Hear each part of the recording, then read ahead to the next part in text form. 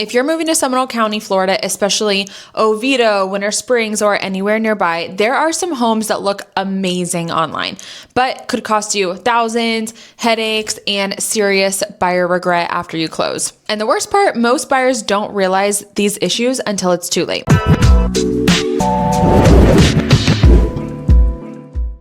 My name is Christine McKinley with the Orlando Real Estate Chicks, and today I'm breaking down the 5 homes you should not buy in Seminole County, unless you know exactly what you're getting into. And I'm not here to scare you. I'm here to make sure you don't end up texting me 6 months after closing saying, wait, why is there water in my backyard every single time it rains? And just as a reminder, 84% of my business is repeat referrals or repeat past clients. So I want you to be really happy with your purchase because that means you're going to refer me to your friends and family. So it's in my best interest that you like your home for a very long time. So let's get into it. Number 1 is flood zone homes. Now, this is a little bit sneaky because not every flood zone is created equally. In Seminole County, you'll see things like Zone X, which is usually okay.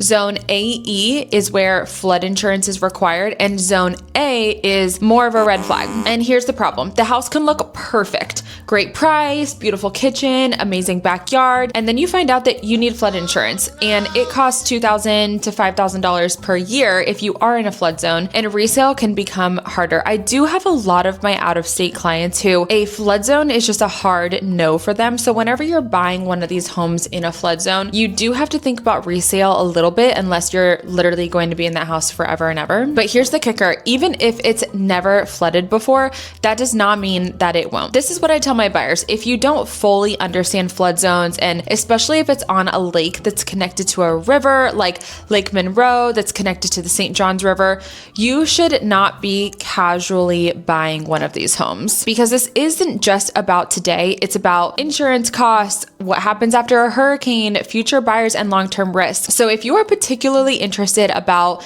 a riverfront or a lakefront home, make sure to reach out to me because I've lived here for a very long time and I have seen what happens during hurricanes. Number 2 would be homes that back up to busy roads. Now, this one gets people every time, especially my online shoppers, because in photos, you can't hear anything, but in person, you step into the backyard and it's like, wait, why does this sound like I live in the back of I-4? In Seminole County, watch for homes near the 417.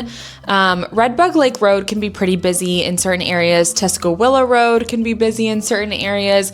Mitchell Hammock, definitely, and Aloma for sure. The issue isn't just noise. It affects resale. It limits your buyer pool later, and it kills that peaceful backyard vibe that people really want whenever they move to Seminole County. My rule is if I can hear traffic during a showing, future buyers will too, and they will use it to negotiate you down. Now, if you don't care about that, that's a really good way to get a better deal on a home in a neighborhood. And now, if you don't care about that, that's a pretty good way to get a better deal on a home in a neighborhood that you love. Number 3 is older homes with big ticket systems that are about to fail. This is one where people really get burned. Seminole County has a lot of homes from the 70s, the 80s, and the early 1990s, and these can be great homes, but only if the major systems are updated. I know 1990 doesn't sound that far away, like it really doesn't, but we are in 2026, okay? That's a long time. And here I'm talking about roof, I'm talking about AC, plumbing, electrical panel. This is your 4-point inspection that's going to be checked over by your insurance company. So these need to be pretty updated. And if they're not, you're walking into, 20 grand for the roof, 5 to 10 for an AC unit, insurance issues, inspection nightmares. And here's where buyers mess up. They fall in love with the new floors, the fresh paint, the pretty staging.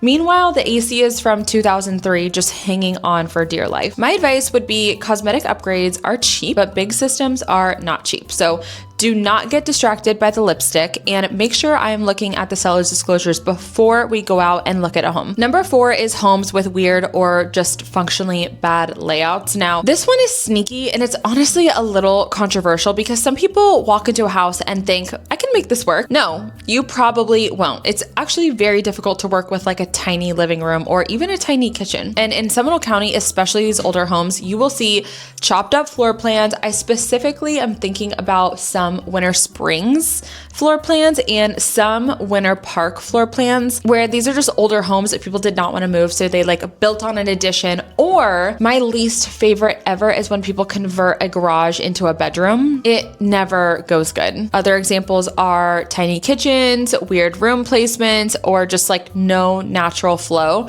And here's the problem is that you can renovate finishes, but you cannot fix a layout. So what happens later? You go to sell and every buyer walks in and goes, something just feels off. And they may not even know why, but they feel it. And that affects your time on market, your offers, and your price. And number 5, now this is going to be a little controversial and I feel like I'm going to hurt some people's feelings, but homes with solar panel leases. You have got to read the fine print. Not all solar panels are bad, but solar panel leases, that is where things get really messy. And I see this trip buyers up all the time. Here's a situation. You're looking at a house and you're thinking, wait, a lower electric bill sounds amazing. And then you find out you're not just buying the house, you're inheriting a long-term contract. And during our as-is contract just to buy the home, you're going to have to take on a whole different financing contingency to take over the loan for the solar panels. It does not roll into the loan on your home. It is a whole additional expense on top of the sales price. So this usually looks like a 20 to 25 year lease, monthly payments. Sometimes they're $100 and sometimes they're $400. Sometimes annual payment increases and you never own the panels. So now instead of just a mortgage, you've got a second bill attached to your roof. And now if you care about the environment and maybe this is way lower than your energy bill, it might be worth it, but it's still going to lower the buyer pool whenever you go to resale. And as a realtor who cares about your wealth building, I don't love it. Here are a few things that can happen with solar panel leases. 1, you assume the lease, which of course the seller is gonna want you to do. Number 2, the seller pays it off. Or number 3, the deal falls apart. And guess what? A lot of buyers and lenders don't love option number 1. So in the future, whenever you go to resell, you are going to have buyers talk about how it affects your debt to income ratio. It just complicates their financing. It adds another layer of liability. And these buyers are locked into these terms that they didn't negotiate or necessarily agree to. Someone else did on their behalf, and now they're having to take over the payments for this. So if the numbers really don't make sense, then you're stuck paying for something that might not even save you money. My rule with solar is if the panels are owned and paid off, then that's great. And that can actually add value. But if they're leased, we need to look at that lease very, very carefully before moving forward, because what looks like an upgrade could be a nightmare. And okay, I'm gonna add one more as a bonus. And this is buying a home in an HOA where you did not check the rules and regulations before purchasing, which is an absolute no. And now you're living in a community that the HOA is like way stricter than you thought it was, which can happen, especially in Oviedo. Some HOAs in Seminole County are super chill and others are not so much. We're talking no parking in a driveway overnight, approval needed for absolutely everything, rental restrictions, fees that can creep up, even the amount of time that you can leave your garage door open, which is a real thing. This turns very quickly into your house, but not really your rules. Reach out to me if you want to know more about that. So to wrap it all up, there are some amazing homes in Seminole County. There are also homes that can quietly cost you money and just more than you planned financially and mentally. And if you're moving here from out of state, you don't know what you don't know. And that's where I come in. I help buyers every single week navigate this market, not just finding the right home, but avoiding the wrong one. So if you're thinking about making a move in Oviedo, Winter Springs, or anywhere in Seminole County, reach out to me directly by scanning this QR code. I would love to help you do this right the first time. And if this video helped you from making a bad decision, make sure you subscribe because I have a lot more of these coming. Bye.